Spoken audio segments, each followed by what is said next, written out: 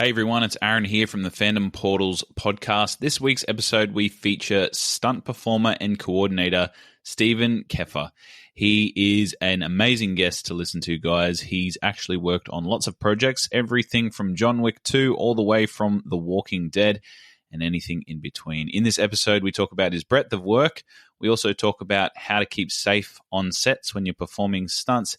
And you can really hear his passion for the industry, guys. He's a martial artist by trade as well.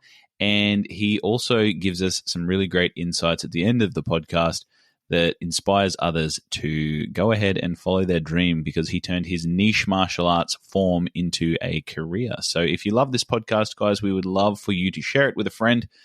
And we hope you enjoy this episode with Steven Koepfer.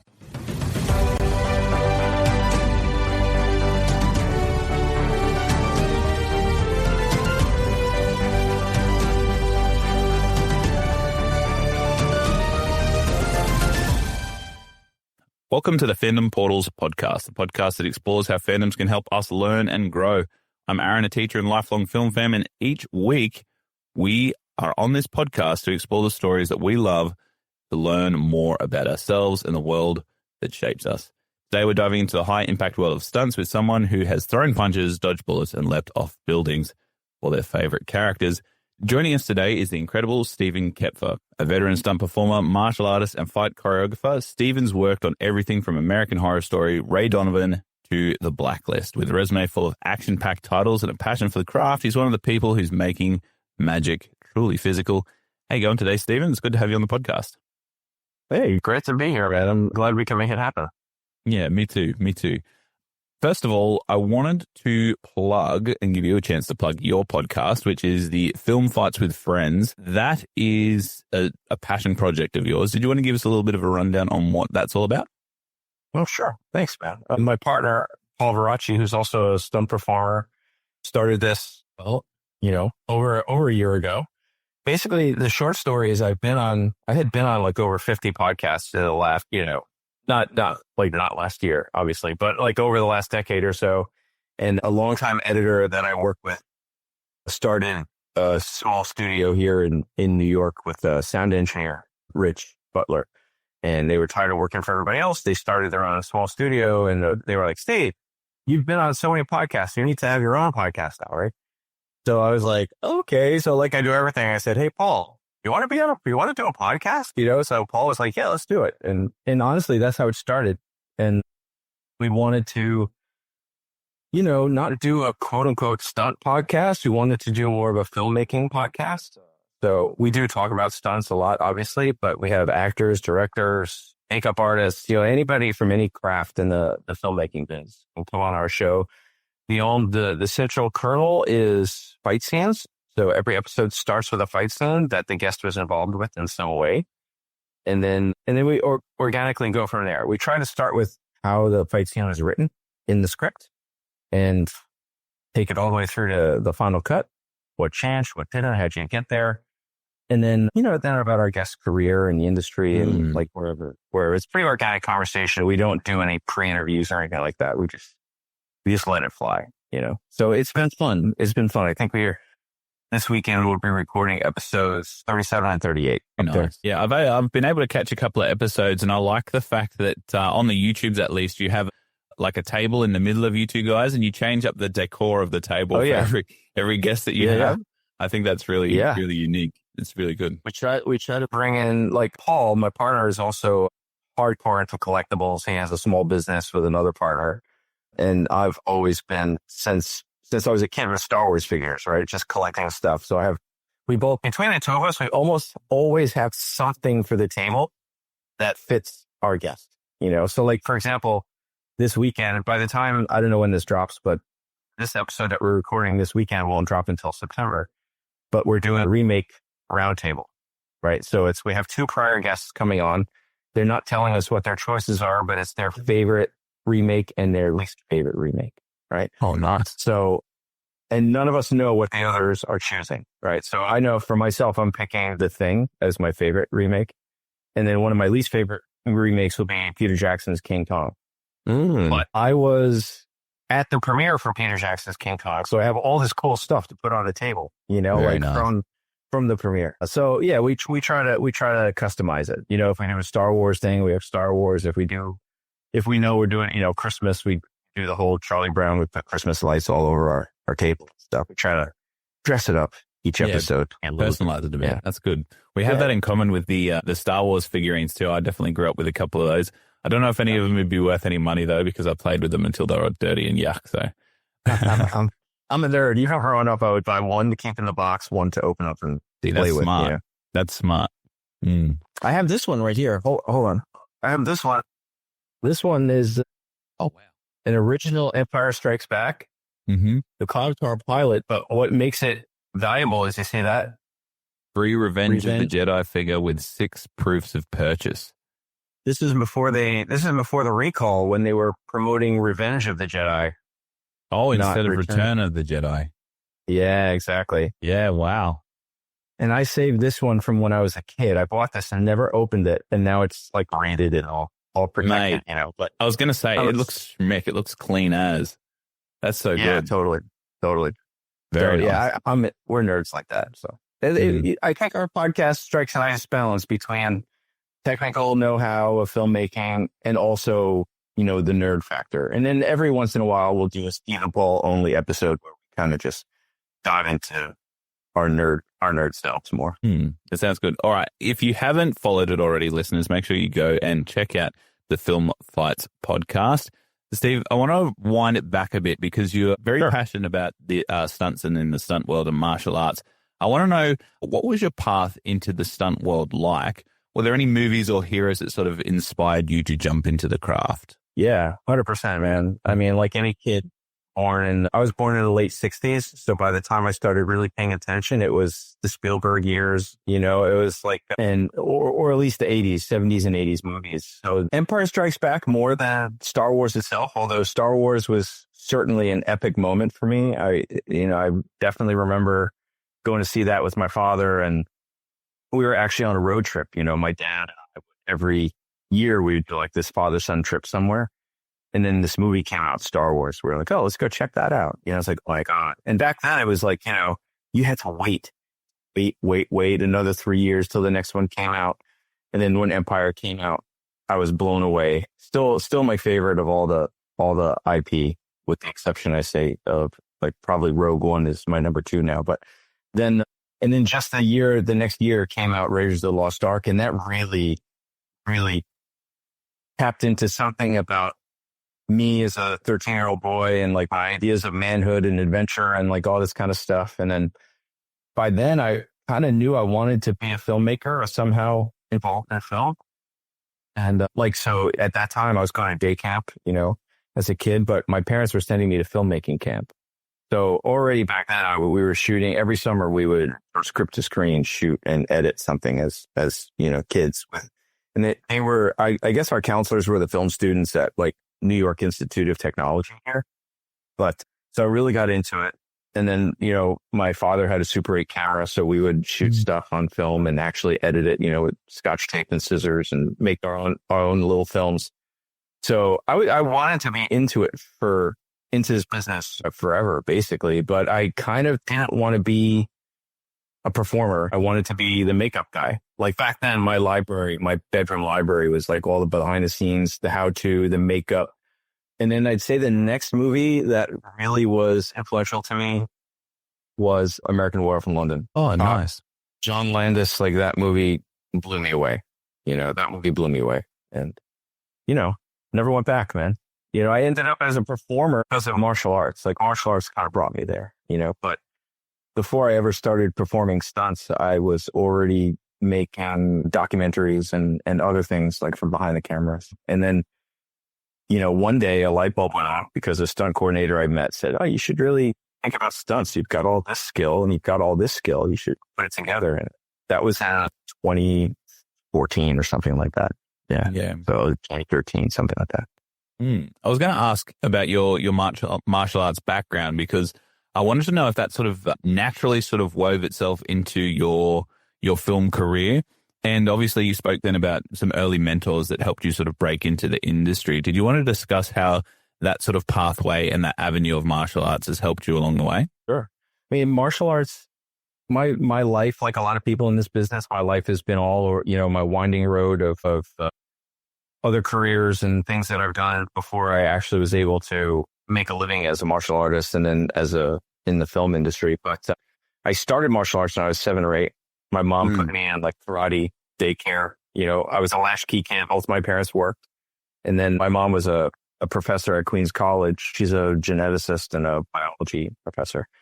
So they had a program at the college for faculty kids. You could put them in here. So I went into karate, not asking for it, but that's just where she put me, planted the seed, and then by the time I was in high school, I started on my own training. I did that for a couple of years, gathered no expertise at, like 7-year-old kid, 7, 8-year-old kid. But by the time I got to high school and I could choose for myself what I wanted to do, I went back to martial arts. Been ever since. So back then it was Taekwondo. And that was like pre-Olympic Taekwondo. That was before Taekwondo was in the Olympics. So I did that for many years. And then, I got my black belt and I was teaching that for a while. Then I moved over to Sanshao, which is Chinese kickboxing, like Sanda, Sanshao. It's basically like MMA without the wrestling. It's just kicking, punching, and throwing. And I did that for many years. And then I met my Sambo coach in 1989, and it's been Sambo ever since. And then in 2003, I opened my own school. So I've been running my own school. And then in 2005, I quit my day job to do that, to take the leap and do that full time, to see if it worked. And it worked, That's and then so good. And I was studying Sambo. For those who don't know, it's a Russian style. It's basically like John Wick. They try to emulate that he's a Sambo guy. In fact, his character is supposed to be a Sambo guy. And that's how I got to work on those movies. But, before I actually got into the industry officially, 7 was my first real job. And it was on the TV show Human Weapon, which was where they would travel around the world and do all the different martial arts and stuff. And I was an advisor on the Sambo episode, right? They found me because of my YouTube channel. So like, 2005 YouTube started. I started putting up Sambo instructionals on YouTube. And then they found me. And then a couple years later, I get a call from Chad Stahelski, who is, people who know, he's the director, the co-founder of 8711 and the director of the first John Wick. And I got a call and basically invited me to work on the movie as a consultant, come by the rehearsals. We wanted to see how a Sambo person would do certain things. I wasn't even in the Screen Actors Guild yet. So it was like all just come on by and hang out and see how you like it. But when I asked him how he found me, he said, YouTube. He goes, I subscribe to your YouTube channel, man.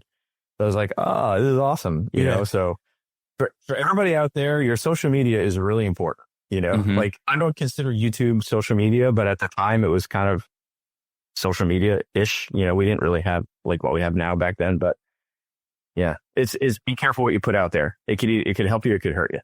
Yeah, I definitely agree. Yeah. In my case, it helped big time.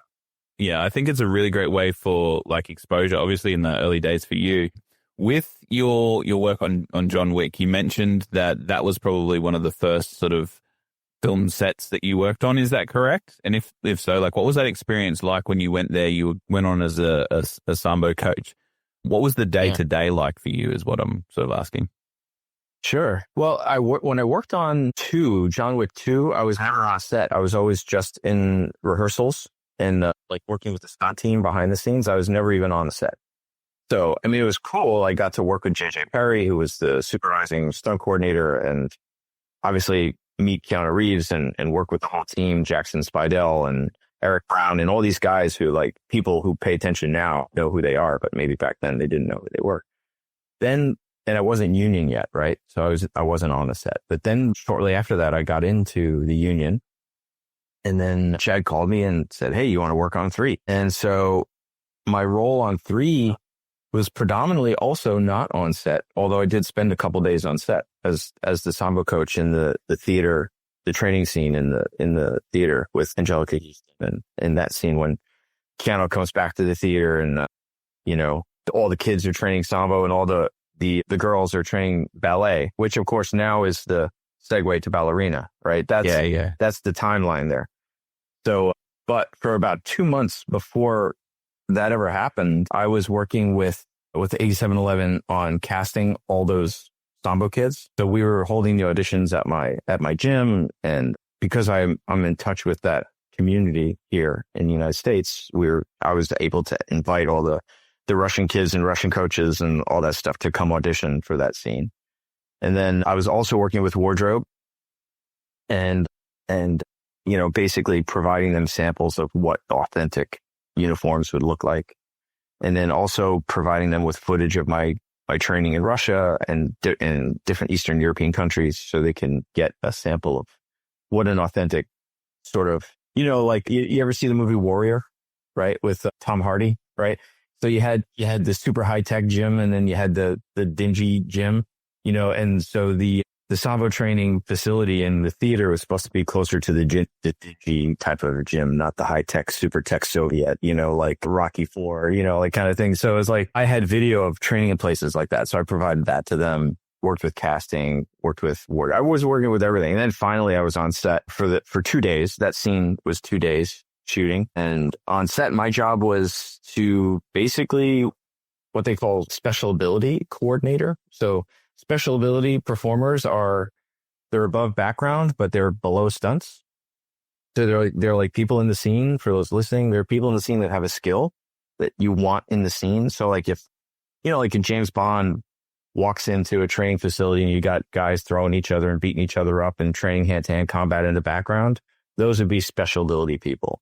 Like there are people that are maybe trying to get into the union as stunt performers, or they just have a skill that we need in the scene. So, and somebody has to tell them what to do. So that was me, right? So I was the one kind of directing what was happening with all those Sambo people in that scene. It was really, really fun. It was a ton of fun. Got to meet it was actually, I didn't know I was going to do that. So I show up on set just thinking I'm going to hang out and get to be a coach in the scene. And then I hear on the walkie-talkie, Chad is like, I need Sambo Steve on set. I need Sambo Steve on set. Like Sambo Steve is my nickname. Yep. So I go on set and he brings me over introduces me to the director of photography, Dan Laston. And then he's like, Steve, this is Dan. Dan is Steve. He's like, okay, so we need something going on over here. We need something going on over here. This is how we're going to shoot it. This is where the cameras are. Okay. And then Chad grabs a PA, gives the PA to me and says, you just do it. You just make it happen. Like that was it. He just put me in charge in front of everybody. So for me as a new person in the industry, that was actually really important. Right. One, I was nervous. I was nervous as heck. Would be, yeah. Now on a big, this is a big movie production, biggest set I'd ever been on. And a lot of people are watching, this rookie, how's he going to handle that pressure? So it was fun, but nerve wracking. But it did help me level up, in the business. People saw that I don't crack under pressure. Yeah, that's really good. What an opportunity and what an experience as well from Chad Stileski to work on such a blockbuster movie as well, but also to be thrown in and, put your passion and your training to work in something that was really going to be and really combine those two elements, film and then also martial arts to lead that sort of team. And it obviously did well for you as well. Through your and discussion in Sambo specifically, right? Like how often does that come along? Like, people, like everybody in the stunt business gets in the door for something, and then they just have to start learning everything else that they don't know, right? So like how many other Sambo movies are there going to be? So I got lucky, like that's that. I got in because of fighting at Sambo. But then it's like, okay, well now I have to learn how to drive. Now I have to learn how to do this. Now I have to, you have to go back to the drawing board because you can't make a career off of doing a very niche thing. So I was very lucky. Yeah. And I think those movies as well, the John Wick franchise really reinvigorated the action franchise for the modern era as well. They started as a very sort of art house, underrated sort of experience, but now they're definitely a staple. As you said, the Ballerina series has started to come out as well. Through your discussion there, you talked about a lot of different sort of roles in the stunt profession.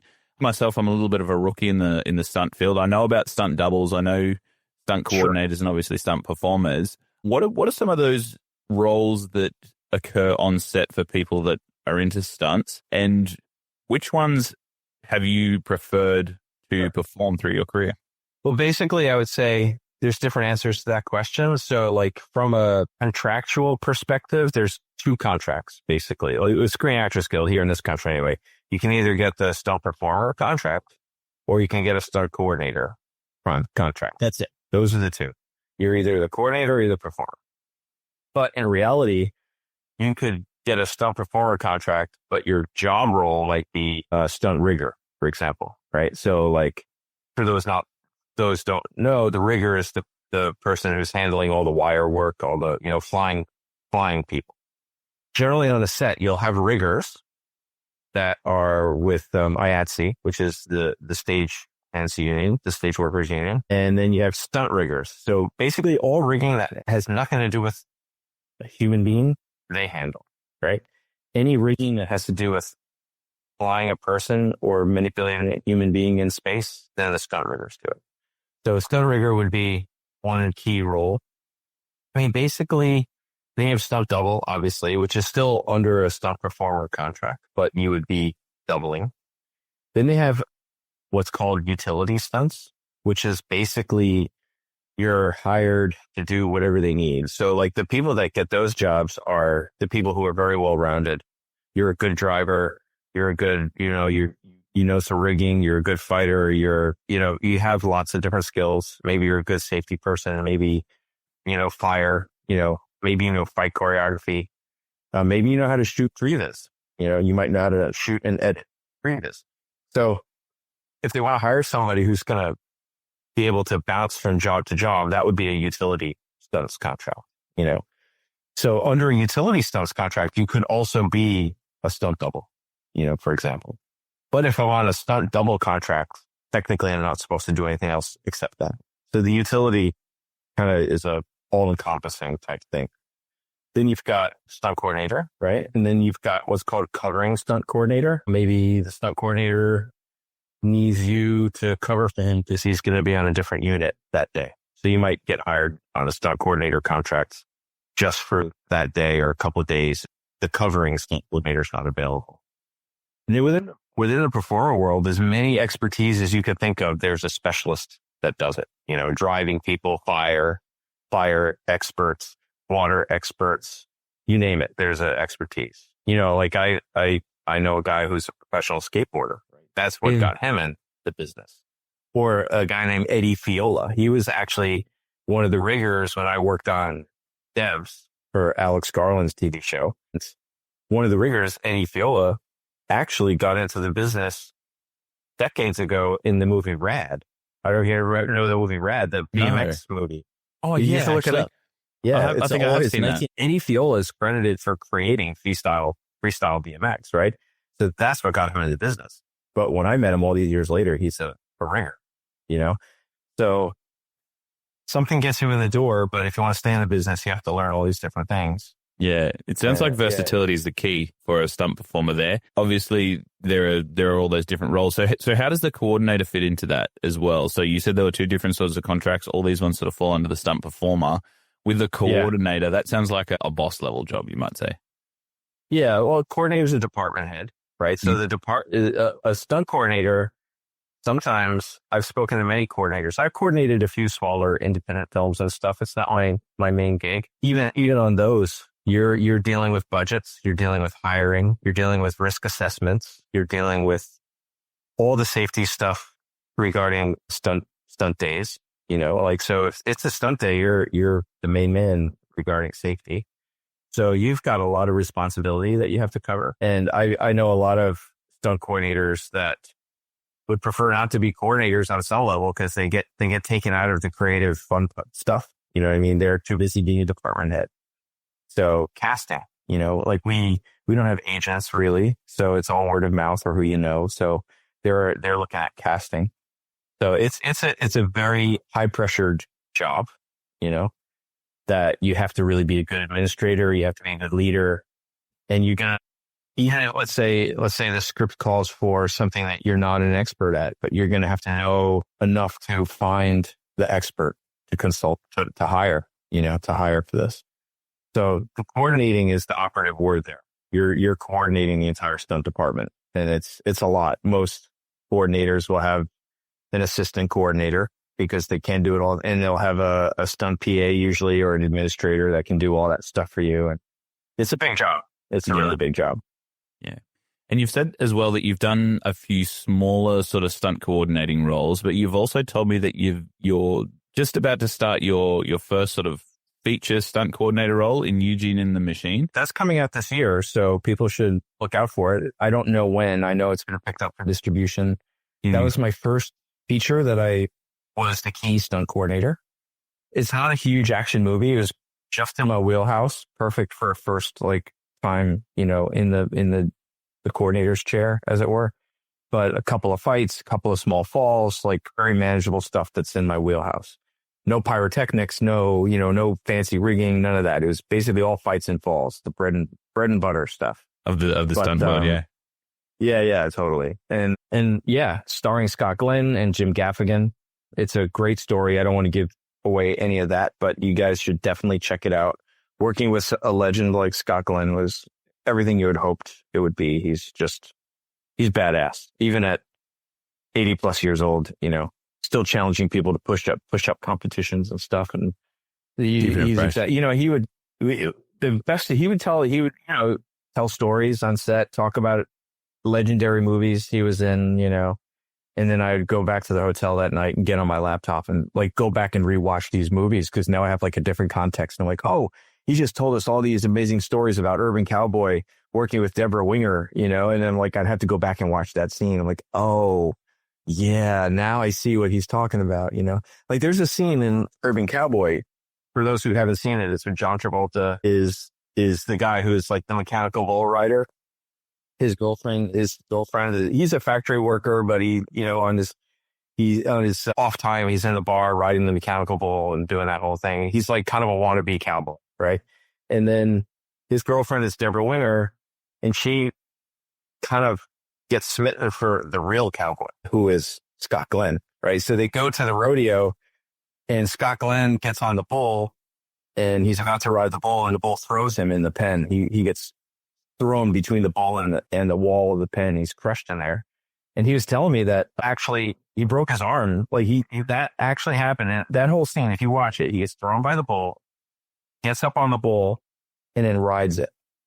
But he broke his arm for real, got up on the bull with a broken arm, and rode the bull for the scene. I mean, it's just the old days of stuff. You know what I mean? It's it's just great though. And there's not too many guys like him left, that old school, man's of hero leading man.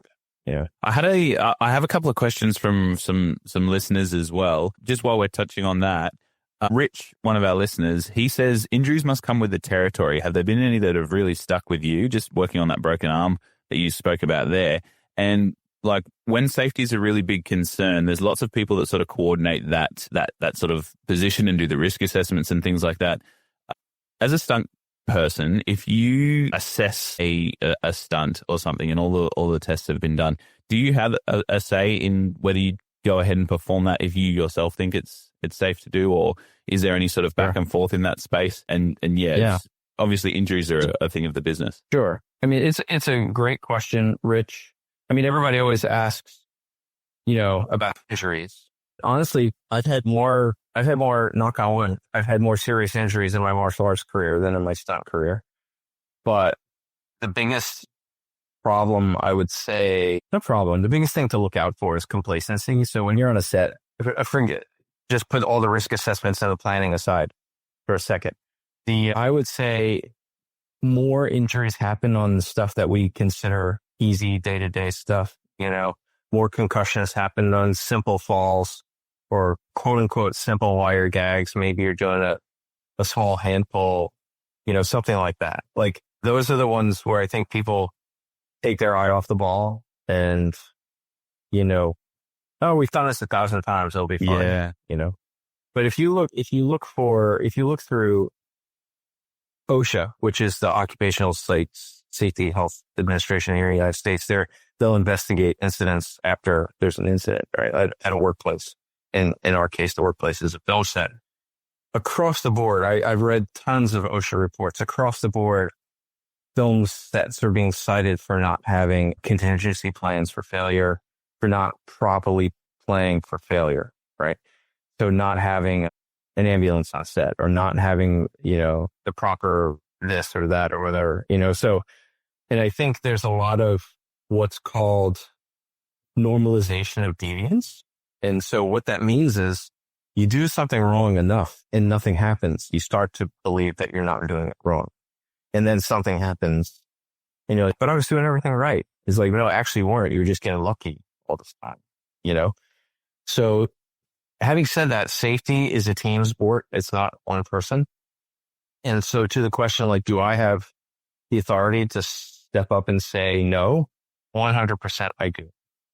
The problem is there's so much pressure to not say no, And so I think it's very important for the first AD, the first AD is technically in charge of safety on a set, even above the stunt coordinator. Usually it's the first AD who will run the safety meetings. And, if they might ask the stunt coordinator to speak to something, but it's usually the first AD that runs it. The stunt coordinator, obviously, regarding the stunt itself, is the person who did all the risk assessments and stuff like that. People should be encouraged to throw out questions. Any questions, it's like guaranteed in the safety thing, somebody is having a hesitation.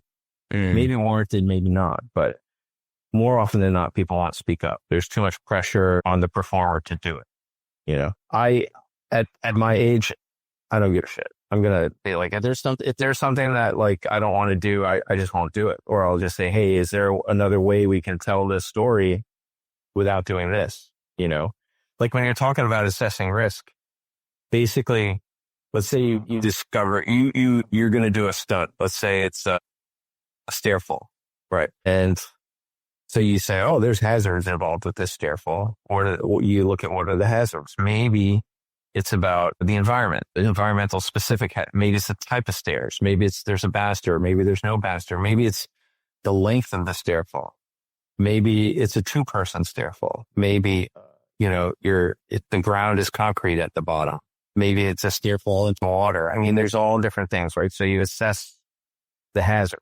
Then you have to decide, is that hazard worth it? Like, can we still tell the story and replace something and just completely get rid of that hazard? Like maybe we don't even need to be dealing with that hazard. Maybe we can cut something out and still tell the same story and get rid of that altogether. Because in the end, stunts are about telling the story, right? It's not about like, can we do the coolest thing? It's about telling the story that the director wants to tell. And maybe we don't have to do all this stuff. So let's say you can't cut out the hazard. You can't avoid it.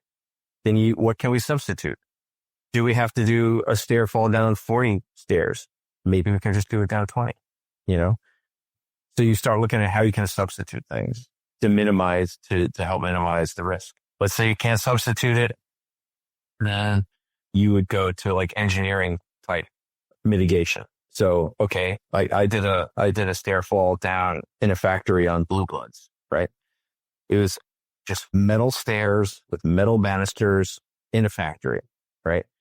So what did they do? They actually covered the stairs with molded rubber to make it look like corrugated metal.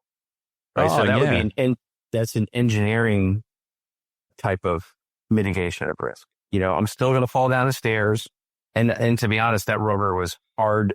Or it was like, I was like, did you guys even put anything on here? Because it was most importantly, like talk about, well, I'll get to it. But so let's say there's an engineering way that you can mitigate a risk, right? Let's say after engineering, then there's what's called administrative mitigation, which is training people, right? You train your workers, you train your performers, you train everybody. And then the last way of dealing with a risk, which is the least successful way of dealing with a risk, is PPE, right? Personal protective stuff like pads. Everybody knows PPE from COVID, right? But it's like, it also is like harnesses and elbow pads and hit gear and mouth guard. Like that's all PPE. And the only time you use PPE is when you haven't been able to eliminate a risk, right? So that's the one stage in that whole thing where you can't eliminate a risk. So for example, that stair fall, the wardrobe that I was wearing did not allow me to wear pads. You know what I mean? So the padded stairs were even more important, So like basically whenever you look at a stunt, you want to go through these stages. Do we even need to do this? we do need to do this. Can we change it up? If we change it up, can we add some other, stuff to help soften the blow, and so on and so on and so on. And you should do that for every stunt that's happening. And here's the thing. Let's say you're on set and the director says, and this happens to me, I'll give you an example. The director says, you know what? I'd like to shoot it this way. And then you start from scratch. If you don't go through that little process. click in your mind, that little process again, that's where injuries happen. Most injuries happen when people are rushing, they're not paying attention, whatever. I was doing a wire gag where we had rehearsed it. We had rehearsed it as just a straight up pull, right? So the scene, it was in this movie, Save Yourselves. You guys can check it out. It's a really great sci-fi movie. And so I'm the first one that gets killed by the aliens during an alien invasion, right? So I'm running through the forest, upstate New York. I'm running through the forest, actually right near Woodstock, where the concert, the historic concert was. I'm running through the forest, being chased by an alien. You don't see the alien because they're doing it like Jaws, right? But I'm being chased. I'm in my underwear. Like the story is like the alien interrupted my getting ready for work in the morning. So I'm just hauling ass through woods, and simultaneously there's the two protagonists, this couple. They're sitting in a canoe. They're a couple having a relationship problem, so they're trying to get time away. See, the whole plot of this movie is they're trying to save their relationship, and their friend gives them a cabin in the woods. Go take some time away, get off the grid, turn off your phones, get off the internet, turn everything off. So they totally get off the grid. And at that moment is when the alien invasion happens. So they have no idea like what's happening in the world around them. And so they're meditating in this canoe, and they're cutting back and forth to me being chased by the alien. So I get to the top of the stone wall. The way we rehearsed it was I get to the top of the stone wall and I'm waving like for help. Save me, save me. And then the alien is like a frog. It has a long toe, which is the wire pull, right? So then I was saying, save me. And then I'm gone. And they hear me scream and they open their eyes and are like, oh, wow, the sounds of nature are so nice. So beautiful. Right, exactly. They think I'm a frog or something, right? But then they're like, the directors were like, and I actually agreed with them. And they were like, if you were really running for your life, you wouldn't stop at the top of this wall and you just keep running, So we're like, let's try it that way. But we didn't rehearse it. We didn't go back and do the process, right? So they were like, okay, we'll run up to the wall. So now we did what's a combination of what's called a dead man. So for those listening, a dead man is like when you're running and you run out of wire and you get pulled. Like an example would be like you're on a horse, and you're going to try and go under a tree branch, but the branch hits you in the head. So they measure it. So you run out of wire just before you hit the branch. And then so you'll get pulled off the horse by the wire, but it looks like you hit the tree branch, right? So that's a dead man.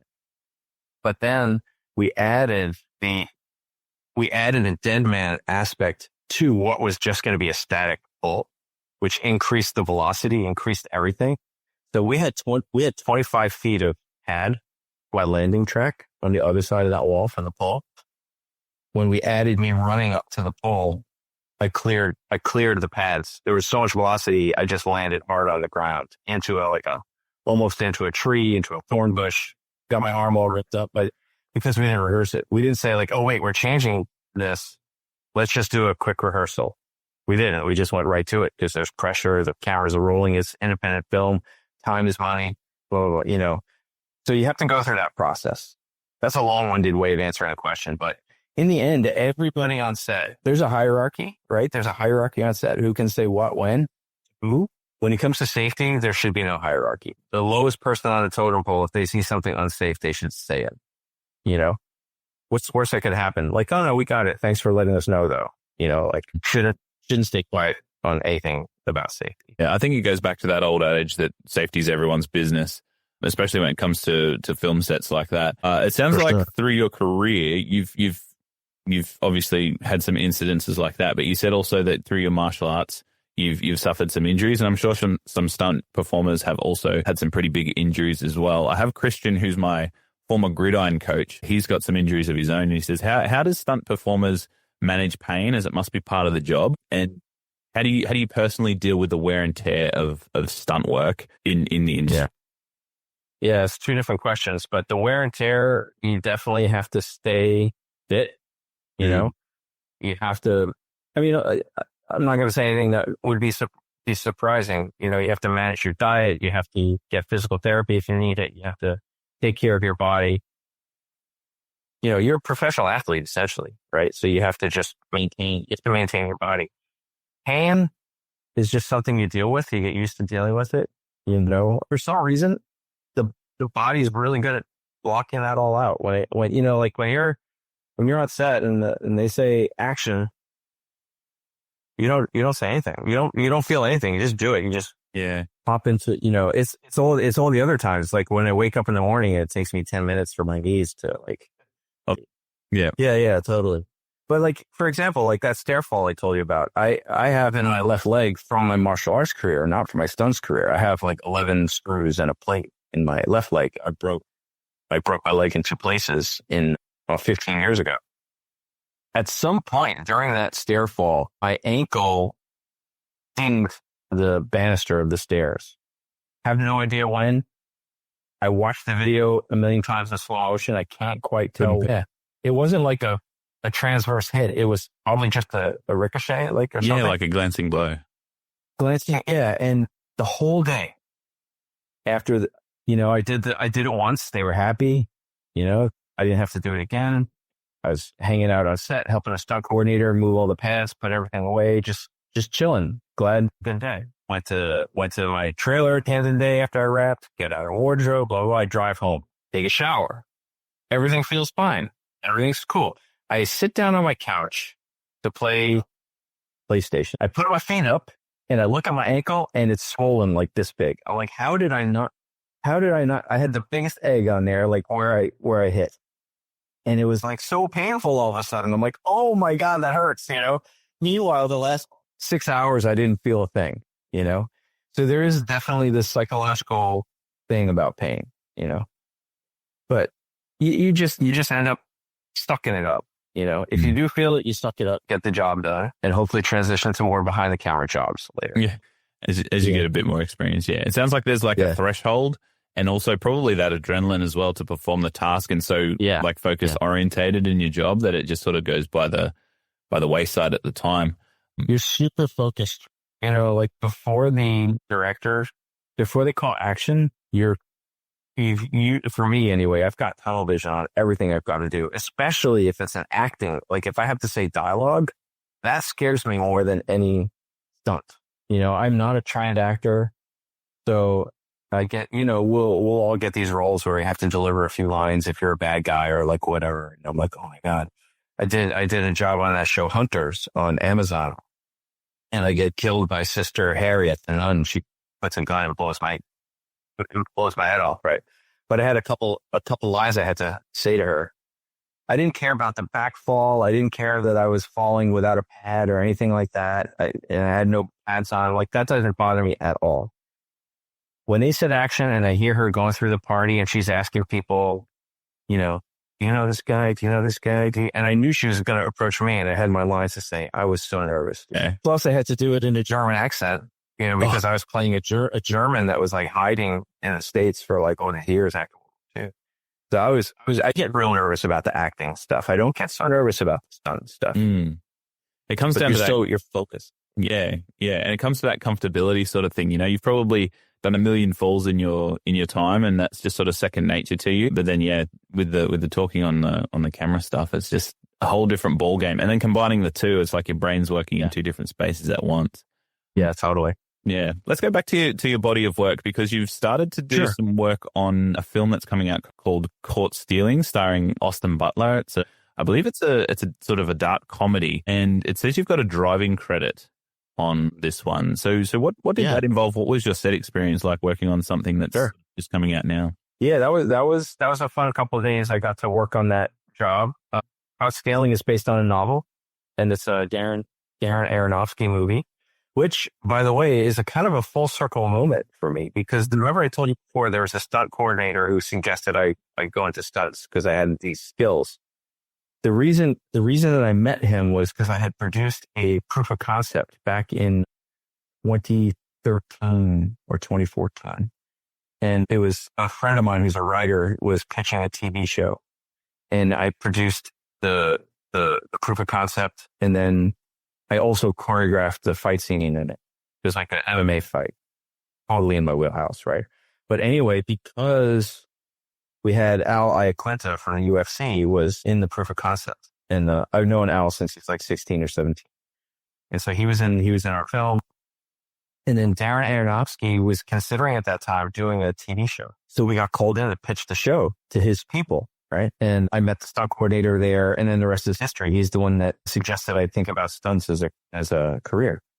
Aronofsky never picked up a TV show. He never did a TV show. But all these years later, I get to work on an Aronofsky movie for the first time. So that's pretty cool. So the job on set, I was basically brought in to do what they call ND driving. And so what I would consider very light stunt work. Yeah, I was in the hot seat for a little bit, but there's a couple of days of playing a cab driver, driving around downtown Manhattan in the scenes. And then there's one scene where Bad Bunny runs across the street, not paying attention. And I have to almost hit him, like he was almost hit by a car. So that when you see the movie, that'll be, but it was fun. It was like, and the only actual member of the cast that I met, because I spent the whole 2 days sitting in a car, just waiting for my action and over again and doing that kind of stuff. But I did meet in makeup. I meet this guy and he was just so excited to be there. He's like, oh my God, I can't believe I'm in this movie. And this is amazing. And he was just so, I thought he must be like a new rookie guy, fresh face, yeah. Like fresh face. I didn't recognize him. Clean shaven face, like kind of shorter, stacked, like stocky guy. And then I found out afterwards that's Action Bronson, like the rapper, right? So I was like, oh my God, that's Action Bronson. I had no idea, dude. But so he's in the movie. So that was a cool little moment. But honestly, it was just a fun 2 days of driving a car on camera, and then almost hitting Bad Bunny. Yeah. Put that on the resume. Yeah. You've done a lot of different sort of work in the TV and the action sort of movie space. What are the biggest differences in terms of being on set for those types of things, or does the work really not change between those two sorts of spaces? Well, I will say probably 85% of what I do is TV.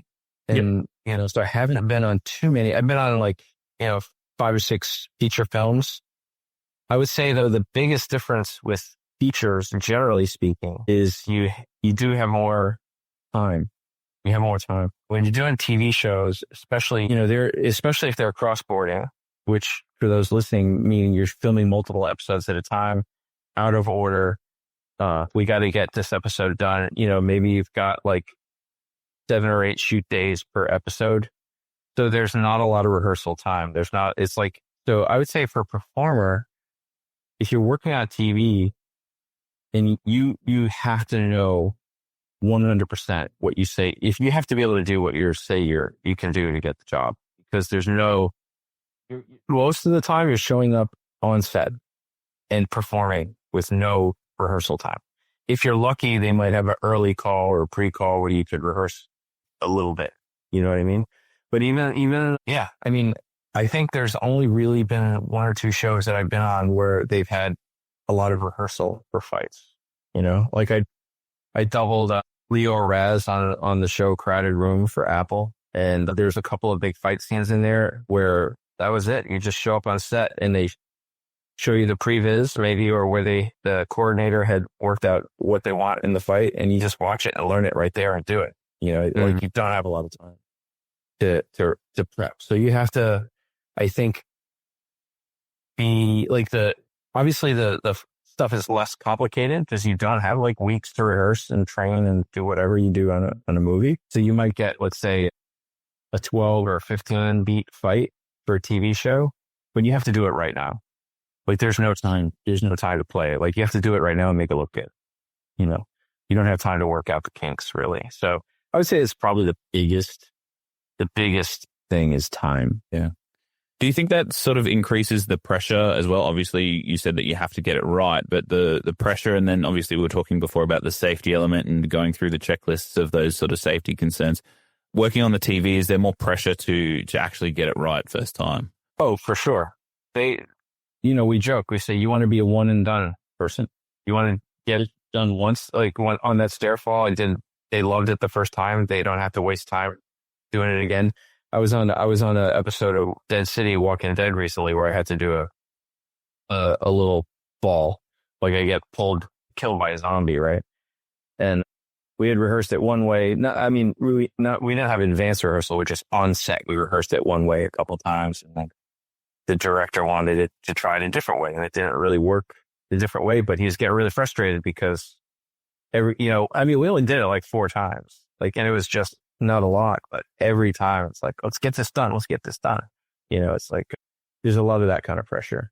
Yeah, he wasn't mean about it, but you could just tell. You could just tell. Yeah, nature of the business kind of thing. Yeah. There's definitely, especially I would say if you have kids on set, like we had under 18-year-old on set.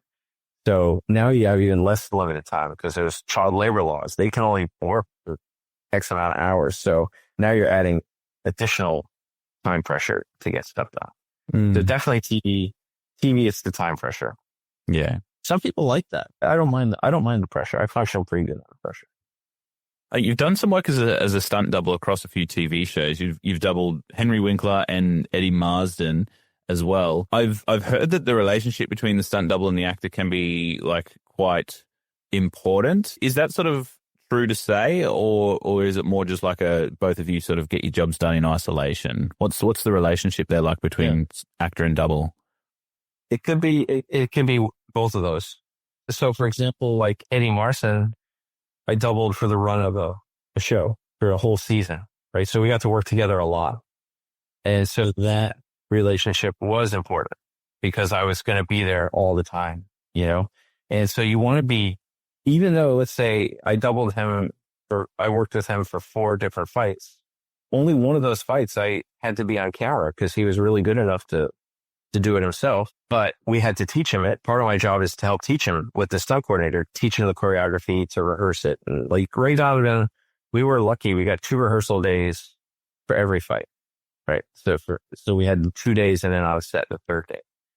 So we got some good rehearsal time, and you want to have that good relationship because in between the takes on set, he would come up to me. How did that look? Did that sell? He feels comfortable around you.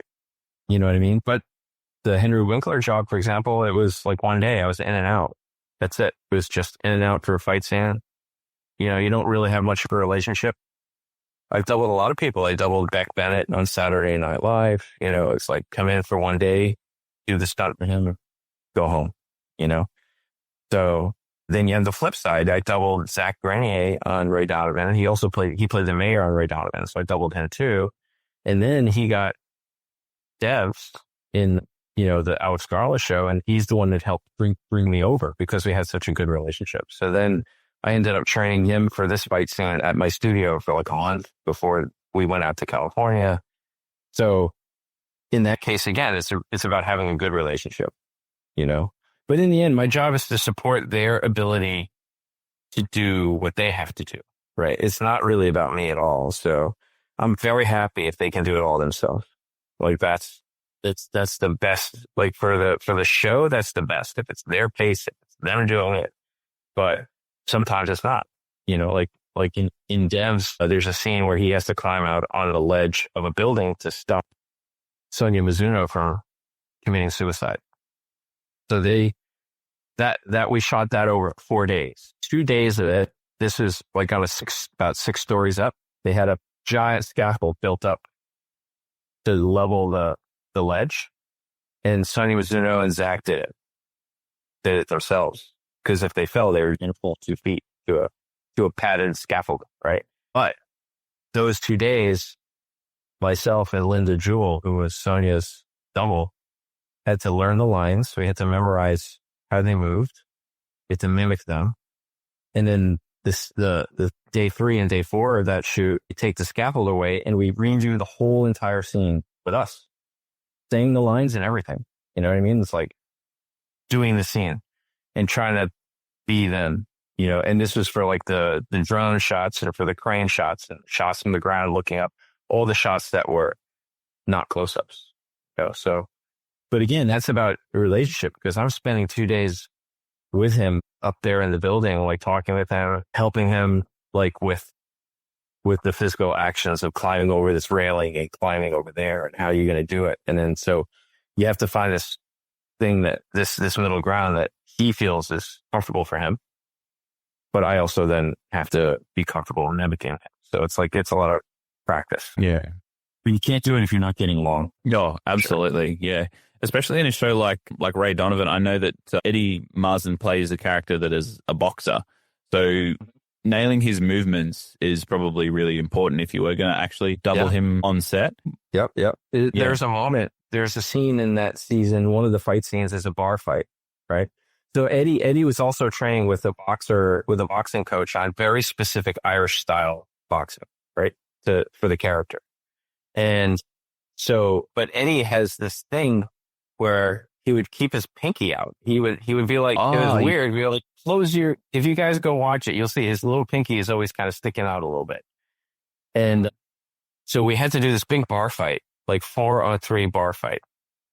And so we come in a pre-call for like 2 hours. Literally, the stunt coordinator, Dr. Haim, choreographs the whole fight with us that morning. There's no rehearsal, like what we're talking about for this one. And then when we shoot the wides, right? We do the whole fight with all the stunt doubles, because we're all crashing into tables and stuff. And then when I come out, the DP was like, "Holy shit! I thought you were Eddie." Like, because they were at the mannerisms. They're like, "You got the mannerisms so good. We thought you were Eddie." I was like, "No, not Eddie."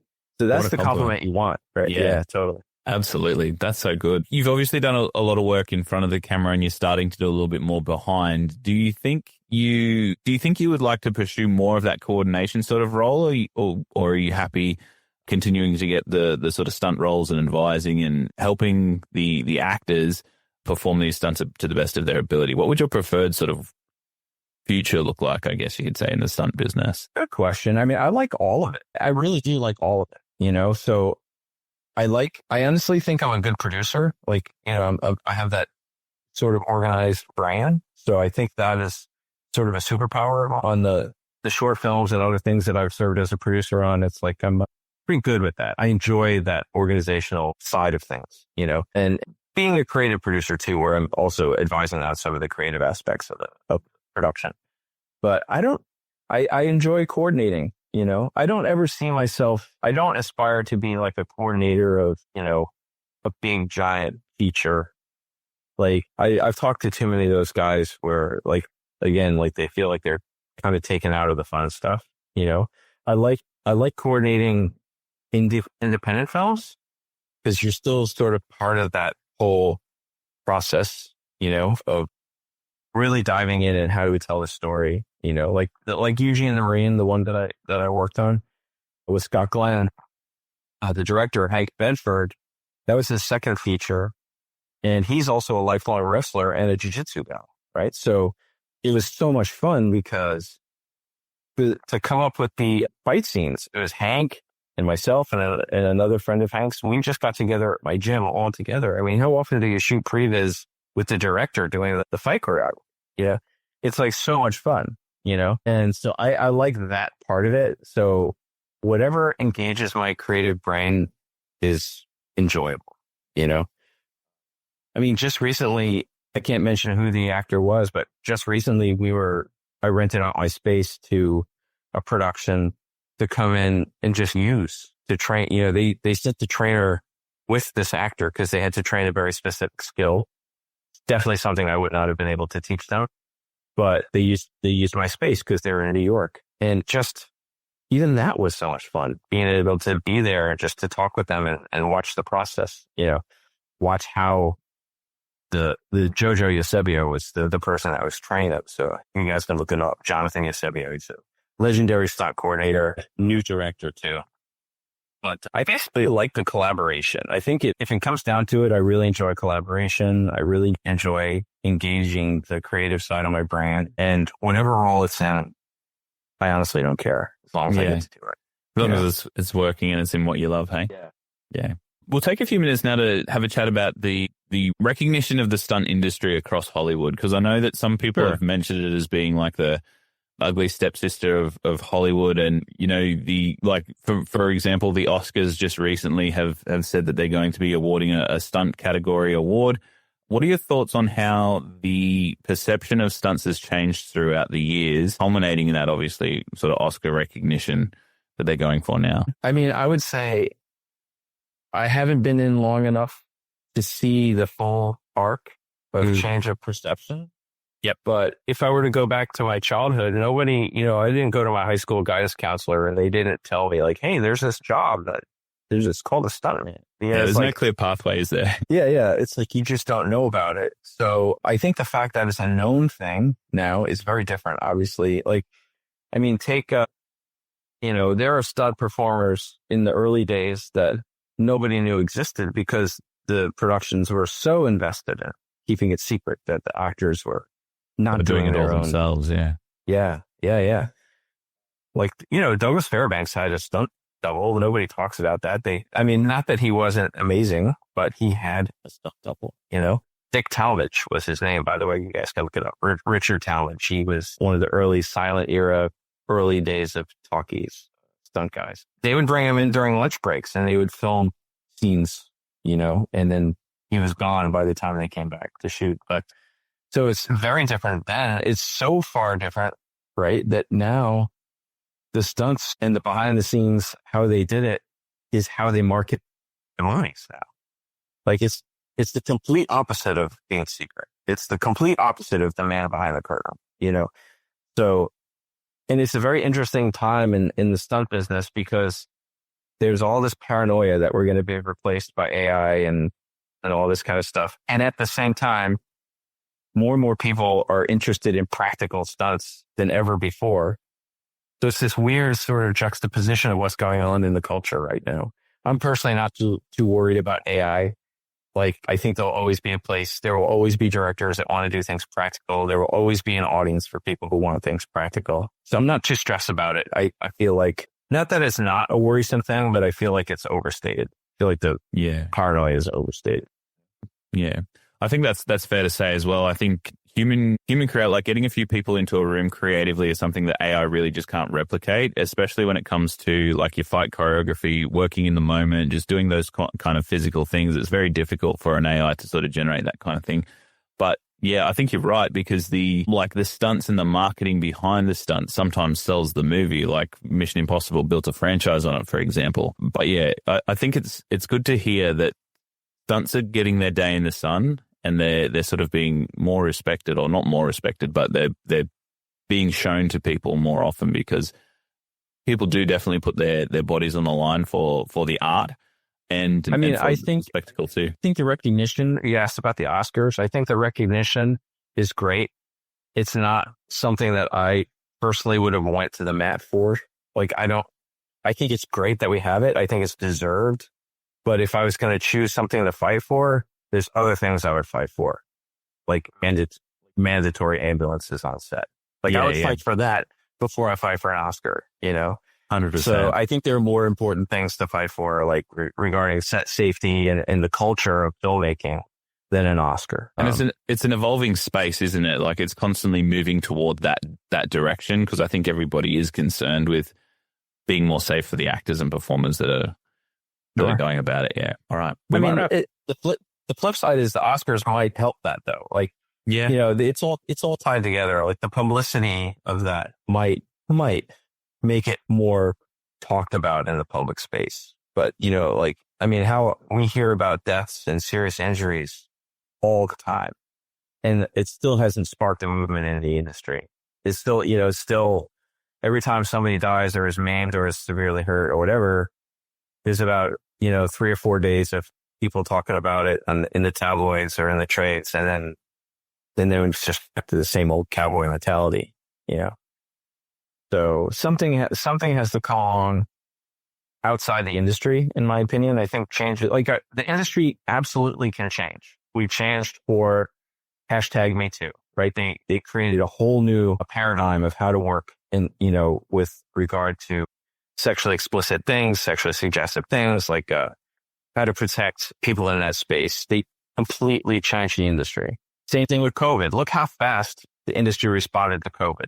But the deaths on set and the serious injuries on set have yet to cause that kind of movement in the industry. And that's concerning. So I think something that's going to have to happen from outside the industry. There's going to have to be pressure from outside the industry, like was with COVID and the hashtag #MeToo stuff to make the industry change. Yeah. Well, for the safety of everybody, I hope it kind of moves in that sort of space as well. Yeah. Thanks so much for coming on the show. I really do appreciate your time and really appreciate your insight. It was such a great chat. Before we sign off, we always sort of finish with a most valuable takeaway from your career or a lesson you've learned from a mentor or somebody that you've worked with, or just from your experience on set. So leaving our listeners with a valuable sort of takeaway from your career.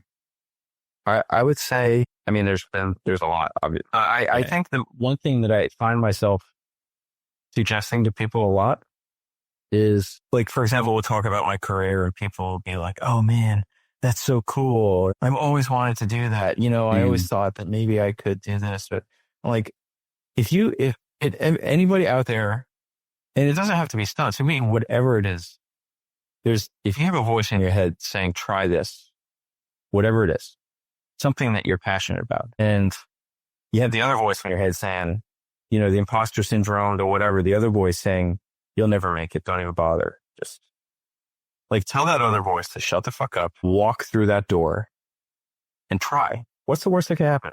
It doesn't work. The best that can happen, it works. You know what I mean? So like every day we have doors that open to us. Sometimes we see them, sometimes we don't see them, but they're always opening. There's always opportunities appearing, and just do it, man. Just take the opportunity that comes. You know, it's like, and have faith that it'll mean something. You know, don't let the negative voice tell you not to do something that you want to do. That would be my one piece of advice.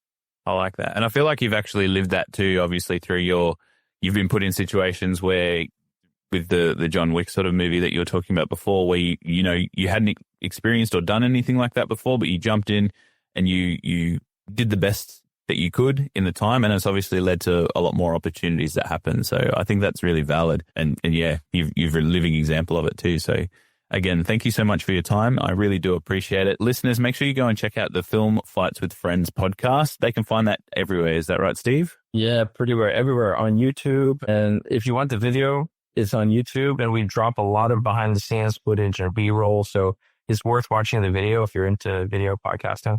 But we're also pretty much everywhere. Apple, Spotify, Amazon. You know, we syndicate everywhere as an audio podcast too. Yep. Yeah, very good. So yeah, go and check that out, guys. We really do appreciate it. And thank you again, Steve. It's been an amazing chat, and thank you for your time. Yeah, thank you. And thanks for getting up so early to do this. Really, really generous of you, man. I'm not a morning person. I appreciate it. No, I definitely appreciate your time. So it wasn't a trouble at all. All right. Thank you, man. See you later. Hank. Take care.